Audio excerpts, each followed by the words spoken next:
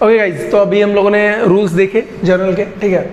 अब मैं एक एक पर्टिकुलर चीज़ को डिस्क्राइब करने से अच्छा है कि मैं आपको एक एक ट्रांजेक्शन और उसकी कैसे रिकॉर्डिंग होगी, उस पर कैसे रूल्स एप्लीकेबल होंगे, ये सारी चीज़ें आपको समझाते जाता हूँ, ठीक है। तो मुझे लगता है इससे एक बेहतर अंडरस्टैंडिंग आ जाएगी, एक ट्रांजेक्शन को कैसे हम रिकॉर्ड कर सकते हैं, एक ट्रांजेक्शन में कितने वेरिएशन हो सकते हैं। अगर कुछ छूट जाए तो आप बाद में मुझे बता देना, मैं उसको भी रिकॉर्ड कर लूँगा, ठीक है, या उसके ऊपर भी आपको एक वीडियो बना के दे दूँगा, ठीक है। तो हमारा जो सबसे पहला ट्रांजेक्शन होता है वो कैपिटल के साथ होता है कि हमने बिजनेस स्टार्ट किया, ठीक है, इतना कैश लगा के बिजनेस स्टार्ट किया।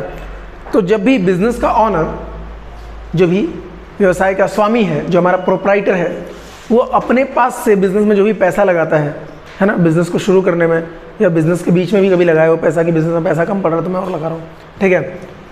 तो बिजनेस को शुरू करने में, व्यवसाय को चालू रखने में जो भी बिजनेस का ऑनर अपने पास से पैसे लगा रहा है, असेट लगा रहा है या स्टॉक लेकर आ रहा है या किसी भी तरीके से बिजनेस में वो वेल्थ कंट्रीब्यूट कर रहा है, तो उसे क्या कहते हैं, कैपिटल।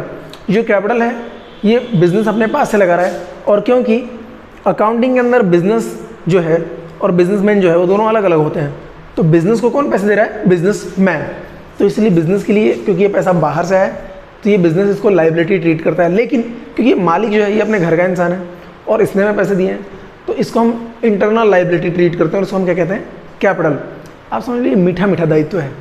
मीठा मीठा दायित्व क्या, दायित्व तो वो जो आपको चुकाना है, लेकिन ये मीठा मीठा दायित्व इसलिए है क्योंकि अगर आपने नहीं चुकाया तो मालिक आपके ऊपर केस नहीं करने वाला है ना।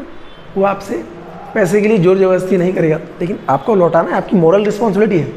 बिजनेस की रिस्पॉन्सिबिलिटी होती है कि अगर बिजनेस ऑनर ने हमें पैसा दिया है, कैपिटल कंट्रीब्यूट किया है, तो मैं वो कैपिटल रिटर्न करना है विथ प्रॉफिट, ठीक है, बढ़ाकर रिटर्न करना है, ठीक है। इसीलिए इसको लाइबिलिटी बोलते हैं। इसीलिए ये क्या होती है, क्रेडिट। कैपिटल का नेचर क्या होता है, क्रेडिट। तो जहाँ भी कैपिटल आएगा बिजनेस में तो क्या होगा, क्रेडिट। अगर कैपिटल बाहर नहीं जाएगी बिजनेस से तो उसको क्या करेंगे हम, डेबिट।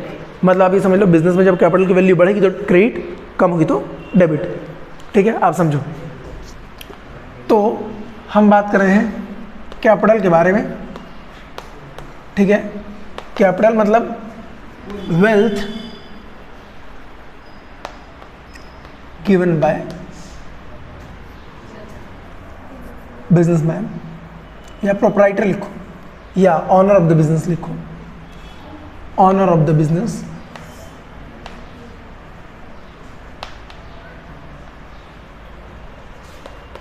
To the business. जो व्यवसाय को, बिजनेस का, व्यवसाय का स्वामी पैसे दे रहा है वो क्या कहलाएगा, कैपिटल। और इसमें सबसे पहले तो या तो ऐसा होगा कि कैश लगाया बिजनेसमैन ने, है ना, तो कैश इंट्रोड्यूस्ड बाय ऑनर। जब रोकड़ से व्यापार शुरू किया या कैश लगा के बिजनेस स्टार्ट किया, तब क्या एंट्री होगी, बिजनेस में कैश आ रहा है। कैश हमारी असेट है और असेट जब बिजनेस में आएगा तो क्या होगा, डेबिट। तो बिजनेस में कैश की वैल्यू बढ़ रही है ना, कैश आ रहा है, तो कैश अकाउंट तो हो जाएगा डेबिट, ठीक है। जो भी अमाउंट लेते हैं, सपोज 10,000 रुपये, तो 10,000 बिजनेस में आया तो 10,000 क्या हो गया, हमारे बिजनेस की एसेट बढ़ गई 10,000 से नगद। लेकिन क्रेडिट क्या होगा, तो जो 10,000 रुपये हैं कहाँ से आए हैं, कैपिटल के थ्रू आए हैं, है ना। जिसका जो सोर्स है वो क्या है, कैपिटल। और कैपिटल का नेचर क्या होता है, क्रेडिट। तो क्रेडिट किसको करेंगे, कैपिटल को। तो cash account debit to capital account, entry narration हो जाएगा, बीइंग बिजनेस स्टार्टेड या कमेंस्ड विथ कैश, ठीक है। देखो बहुत सारे बच्चे नरेशन में कंफ्यूज जाते हैं कि नरेशन सर कैसे लिखे हैं, समझ में नहीं आ रहा है। तो भैया जो ट्रांजेक्शन है ना, एग्जैक्ट वही उतार दो अगर आपको नहीं समझ में आ रहा है तो, है ना। जनरली जो हिंदी मीडियम के बच्चे होते हैं उनको बहुत दिक्कत होती है नरेशन लिखने में। तो जो ट्रांजेक्शन लिखा हुआ है ना, जो एंट्री लिखी हुई, जो क्वेश्चन में ट्रांजेक्शन दिया हुआ है, आप पूरा का पूरा बीइंग लगा के वही उतार दो, ठीक है। क्योंकि ट्रांजेक्शन नहीं हो तब नोटिस होता है, हो तो क्या लिखा है बहुत लोग नोटिस ही नहीं करते हैं, ठीक है। तो वैसे ट्रांजेक्शन का ये एक फ़ायदा होता है, नरेशन इसलिए होती है कि आपको ये ट्रांजेक्शन क्लियर हो जाए कि ट्रांजेक्शन था क्या। जैसे हमने एंट्री की cash account debit to capital, तो यहाँ समझ में आ रहा है ना, being business started with cash, cash से बिजनेस स्टार्ट किया, ठीक है। तो कैश आया बिजनेस में 10,000 तो डेबिट हुआ, कहाँ से आया, कैपिटल से, तो कैपिटल क्या होगी, क्रेडिट, ठीक है, ओके। अब यहाँ तो सिर्फ एक चीज़ थी कि कैश से बिजनेस स्टार्ट किया। कई बार वो बोलता है कि बिजनेस हमने कैश, स्टॉक या फर्नीचर तीनों से स्टार्ट किया, या कैश और स्टॉक से स्टार्ट किया, तो वहाँ के उस केस में क्या होगा, जब हमारे पास suppose cash, stock and furniture तीनों चीज़ से, देखो तीनों चीज़ से जब स्टार्ट करेंगे तो क्या होगा, कैश आ रहा है तो कैश अकाउंट डेबिट, स्टॉक आ रहा है तो स्टॉक भी डेबिट, परचेस भी लिख सकते हैं स्टॉक की जगह, हाँ, stock account debit,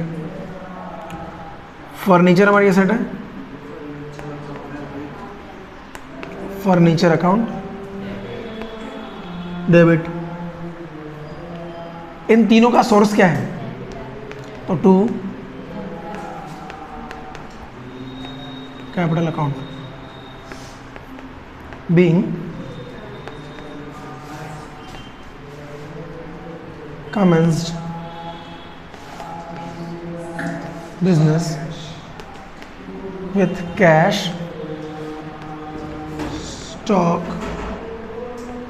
and furniture। Suppose हमने कैश लगाया 10,000, स्टॉक लगाया 5,000 और फर्नीचर लगाया 5,000, ये भी मान लो। टोटल कैपिटल कितनी लगाई हमने, 20,000। तो इस तरीके से एंट्री होगी, ठीक है, इस तरीके से एंट्री होगी, ठीक है, क्लियर। जब हमारे बिजनेस में कोई भी असेट आती है तो असेट डेबिट होगी और उसका सोर्स कैपिटल है, और कैपिटल बिजनेस में आता है तो क्या होता है, क्रेडिट। हम बात कर रहे थे, तो ये जनरली ये दो टाइप की एंट्री आपके यहाँ देखी जाएंगी जर्नल में, कि कमेंस बिजनेस विद कैश या commence business with cash, stock, furniture. अगर दो चीज़ होती, कैश और स्टॉक होता है तो सिर्फ कैश और स्टॉक डेबिट होता है और टू कैपिटल अकाउंट। अगर कुछ और भी हो, कंप्यूटर भी इंट्रोड्यूस कर दे तो cash account debit, stock account debit, furniture account debit, computer account debit, to capital account, ऐसे कर लेंगे। बेसिक समझ में आ गया सभी को, पक्का, ओके। इसको उतारो।